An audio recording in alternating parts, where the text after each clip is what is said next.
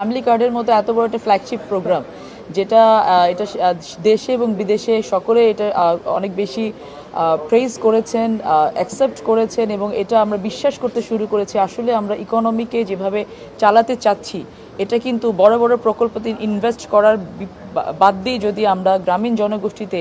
মানুষের উপর ইনভেস্ট করি, মানুষের জীবনমানের উপর ইনভেস্ট করি, তাহলে আসলে কিন্তু একটু একটু করে আমরা বাংলাদেশ এগিয়ে যেতে পারবো। সো অবশ্যই আমরা এটা হয় কি আসলে এই ইনভেস্টমেন্টগুলো একটি সাময়িক ইনভেস্টমেন্ট হয়। আমরা ইনভেস্টমেন্টগুলোর সাথে সাথে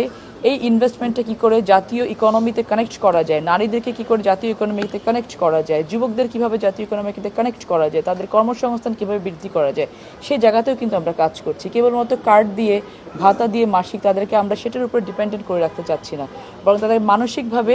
স্বাবলম্বী করে, তাদেরকে অর্থনৈতিকভাবে স্বাবলম্বী করে তাদেরকে জাতীয় অর্থনীতিতে কী করে কানেক্ট করা যায় সেটার কিন্তু সার্বিক পরিকল্পনা আমরা করছি ইনশাআল্লাহ।